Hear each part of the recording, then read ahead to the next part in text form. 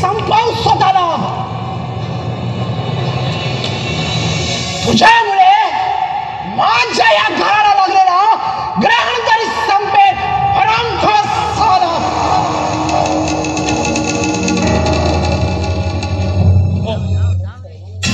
माझे ग्रहण सर्वांना लागले. लहानपणीच आई गेली आणि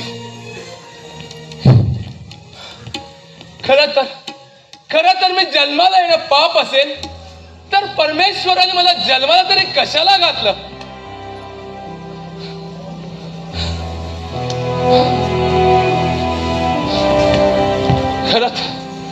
खरंच परमेश्वरा, संपवतो मी माझं आता आयुष्य. परमेश्वरा,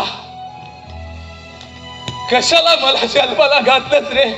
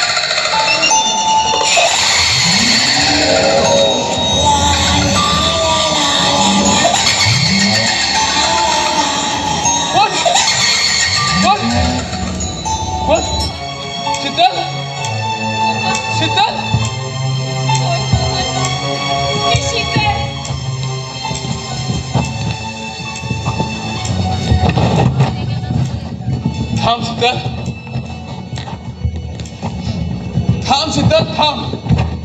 तू आत्महून भटकती आहेस तर. नाही, मी तशी नाही रे. शीतल, तू ये, मी तुझी वाट पाहते. शीतल, ये तू मोहन, ये. शीतल, थांब. शीतल, थांब. तू माझी झाली असती तर हा प्रसंग तुझ्यावर आला नसता. शीतल, शीतल, मी तुझ्यावर एवढ्या जीवापाड प्रेम करत होतो आणि आबाच्या शब्दासाठी तुझं लग्न मी आकाश बरोबर लावून दिलं. मी कुठं नाही म्हटलं. पण तू माझा केसाने गळा कापला. शीतल, तो माझा विश्वासघात केला. शीतल, म्हणजे काय म्हणायचं आहे तुला. जेव्हा मी तुझ्या बरोबर प्रेम करत होतो ना, तेव्हा तू जे माझ्याजवळ मागितले ते मी तुला आणून दिलं. तू जिथं मला फिरायला सांगितलं तिथं मी तुला फिरून आणलं. तुला कधी केव्हाही काही कमी पडू दिलं नाही. आणि तू म्हणते सिद्धार्थ तुझा भाऊ आहे म्हणून. खबरदार, मी सांगितलं ना तो माझा भाऊच होता म्हणून. बस झाला, बेशरम, उलटा कुठली. तू माझाच नव्हे, तो आकाशचा सुद्धा घात केला. अगं, सिद्धार्थ भाऊ म्हणून त्याच्यात मिठी शिरलेस आणि माझे बदनामी केलेस. म्हणून तुला आकाशने फाशीवर लटकवला. चल ती वाचून.